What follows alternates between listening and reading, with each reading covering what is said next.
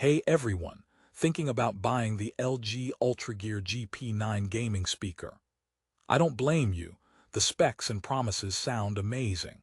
But after weeks of testing, I'm here to tell you the brutal, honest truth about its major problems so you don't waste your money. But here's what surprised me. It also does one thing exceptionally well. Therefore, the real question is, can you live with its massive flaws for that one killer feature? For the best price, check the link in the description. Now, let's get into it. Right off the bat, the GP9 looks cool. It's this angular, portable speaker with RGB lighting meant to scream gamer. Setup is simple.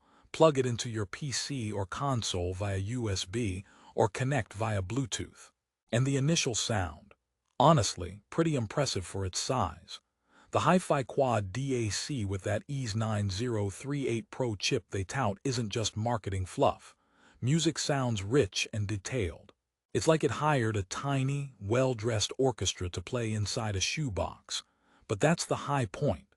Therefore, let's talk about why this speaker might drive you absolutely crazy, starting with the feature that's supposed to be its crown jewel: gaming audio.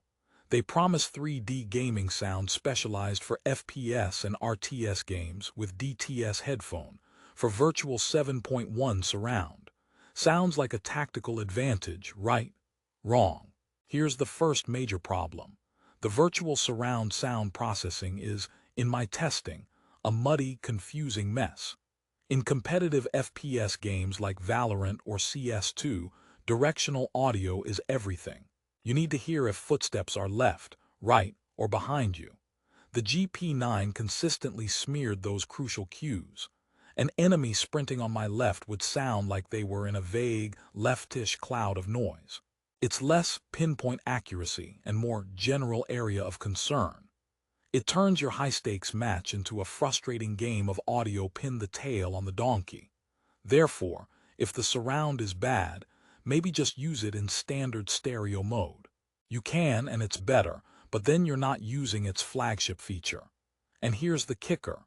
For a gaming-first device, the latency over Bluetooth is a deal-breaker for actual gameplay.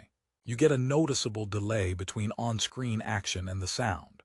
Watching a stream is fine, but playing, it's like your game is dubbed poorly in real time. So you're forced to use the USB cable, which defeats the portable part of its pitch. But wait, it gets worse. Let's talk about the built-in microphone. They advertise it for clear voice chat so you don't need a headset. This might be the most laughable claim on the box. The microphone quality is, and I'm not exaggerating, worse than a budget smartphone from 2012. My friends in Discord described my voice as distant, tinny, and like you're talking from inside a cereal box. One joked I sounded like a corrupted GPS navigation system giving wrong directions. For a product with UltraGear in the name, a mic this bad is an epic fail. It's so bad, you'll buy a separate mic just to apologize to your teammates. Therefore, if you plan to use this for any serious communication, forget it. You will need that headset after all. But okay, maybe you're a solo player and just care about battery life and sound for music. The specs say up to 6 hours. In my real-world testing with volume at a decent level, I was hitting more like 4 to 4.5 hours.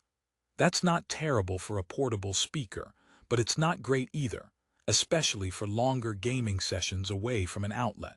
It's like a sprinter who claims to run a marathon but needs a juice box after the first mile. And the portability is a double-edged sword. Yes, it's small, but the angular design and the need for that USB cable for proper gaming make it less of a grab-and-go solution than it seems.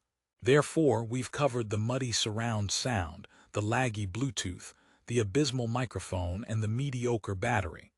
That's a lot of problems for a speaker at this price point. So why isn't this review over? Because of that one thing I mentioned. The Hi-Fi DAC.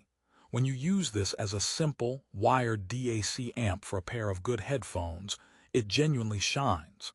The audio quality for music and even for gaming in straightforward stereo is excellent. It drives high-impedance headphones better than most motherboards or dongles. It's the gaming speaker that's secretly a fantastic headphone amp. That's the contrarian snapback. But is that enough? Therefore, let's resolve this. Who is this for? Honestly, it's an incredibly niche product. It's for someone who primarily wants a superb portable DAC amp for their headphones, occasionally wants to play game audio out loud for casual, non-competitive sessions, and doesn't care about the mic at all. It's a solution looking for a problem that it mostly creates for itself. If you're a competitive gamer, look at dedicated gaming headsets or a proper speaker setup. If you want a Bluetooth speaker, there are better, cheaper options. If you need a mic, look literally anywhere else.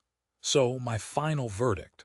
For most people looking for a gaming speaker, I cannot recommend the LG UltraGear GP9. The problems outweigh the potential. Its core gaming features are poorly executed, making it feel like a first-draft prototype rather than a polished product. It's the gaming equivalent of a sports car with a fantastic engine but no steering wheel. Sure, the engine, the DAC is great, but how are you supposed to drive the thing? Therefore, save your money. But if after all this that DAC feature still has you intrigued, maybe it's your weird, perfect match. Just go in with your eyes wide open. For the best price and to check current ratings, click the link in the description below. Thanks for watching.